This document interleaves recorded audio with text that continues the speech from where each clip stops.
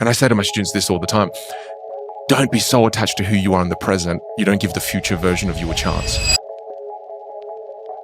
What's the difference between developing a skill versus faking it? Like, what's the difference? I love your definition of home, where you say home is the familiar, right? And to me, the way you currently communicate, you have a home.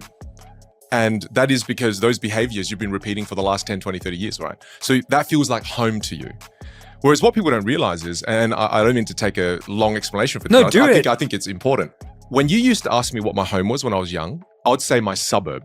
So I'd say Salisbury Downs. Then as I got older, I started to explore my city. I'll say Adelaide is my home, South Australia, right?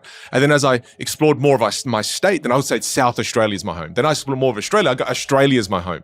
Now I've lived in LA and Southern California. I go, oh, I kind of feel like America's my home too.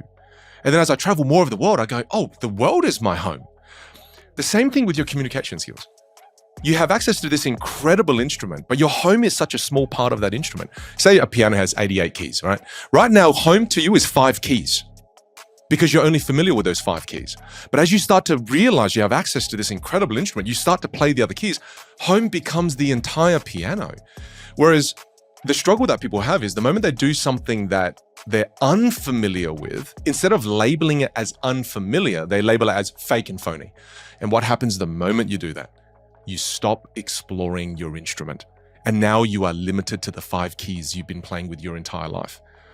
And I think there's an over-attachment to the familiar, which keeps us the same. Because when you think about this, most people change the way they dress, they change their glasses, they change their house, they change their car, but they never change the way they talk. They never change the way they communicate because we are way too attached to the familiar.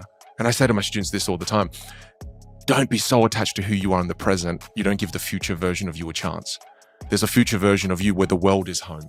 There's a future version of you where you can play all 88 keys. I love that concept of we change our hair, we change our glasses, change our clothes, but we don't change the way we communicate. And I was going to ask you, when you have so many people coming to see you speak, what are the top 3 things, the practical problems that people are coming to solve when they come to you? So when someone comes and says, Vin, I need your help. What are they trying to solve in their life? The top 3 things that you hear. First thing would be they want to get from stage 1, unconscious incompetence, to like, you've made me aware of one thing. How can I start to become aware of more things? So again, self-awareness. So first thing they go is like, how can I become more self-aware? I've now been, I'm awake now to the problem of my communication. How can I begin that journey and become more aware? And when they ask me that question, then I share with them a very simple technique. And a very simple technique that I share with them is record and review. So the only way to become more aware is if you see yourself. And most people hate watching themselves on video. Most people hate listening to themselves on audio. So that means they've been going through their entire life avoiding the 2 most critical things you need to develop self-awareness with your communication. And they hate this process. So the process is record a video of you speaking for 5 minutes. Right? And then when you review and reflect on that video, leave it for a day so you're less critical of yourself. And once you've left it for a day, the first time you grab your phone to review the video, put it on mute and then just look at yourself. And then as you're looking at yourself, take notes. What am I doing with my hands? How are my facial expressions? What am I doing with my legs? How am I moving? Do I have any visual tics? So you take a whole bunch of notes. That's the beginning process of self-awareness. Then after that, turn the volume up. Just listen to yourself now. Turn the phone around, play, just listen. And as you're listening now, listen to the vocal qualities. What do you like about your voice?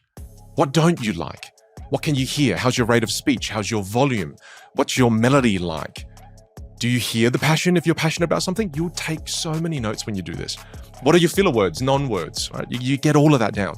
Then the last step is get it transcribed. So once you transcribe it now, you can see the way you communicate in a completely different perspective.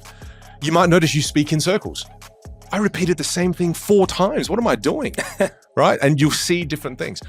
If you just go through that process once, you'll get a list of 5 to 10 things. Right. That's how you begin your journey of self-awareness.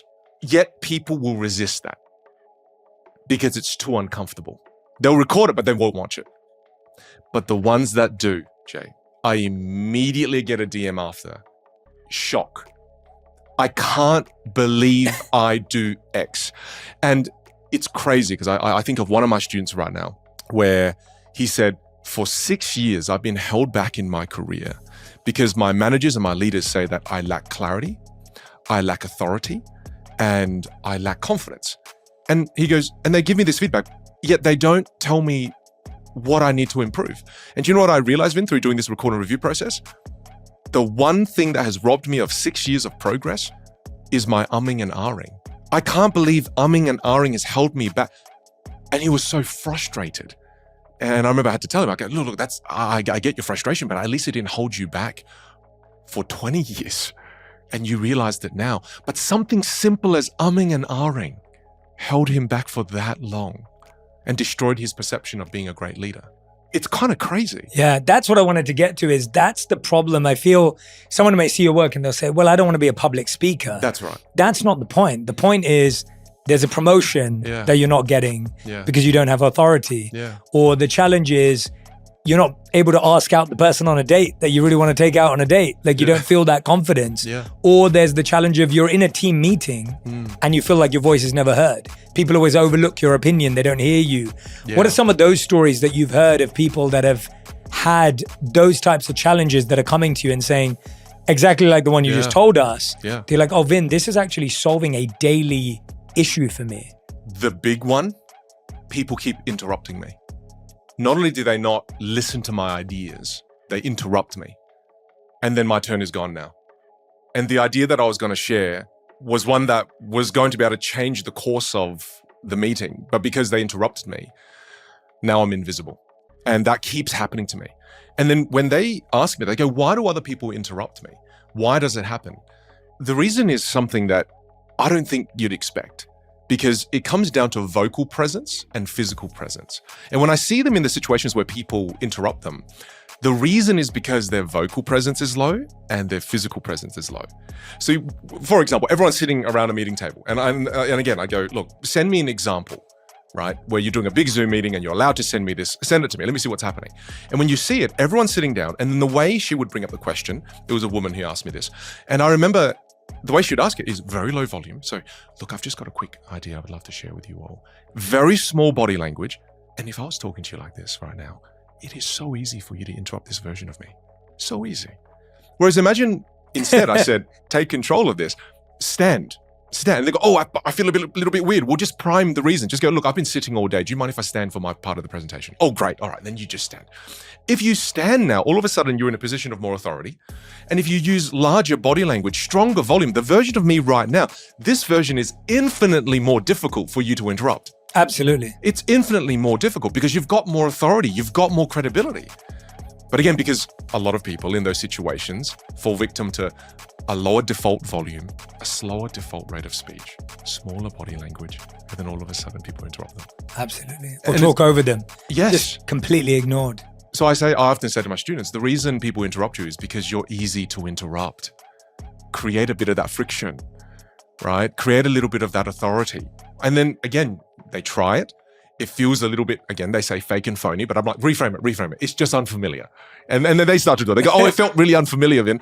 But the moment they do it, they go, wow. People, like just from standing alone, Vin, I felt like I stood. I just had a bit of volume. I didn't even use my body language, but already people are not interrupting me.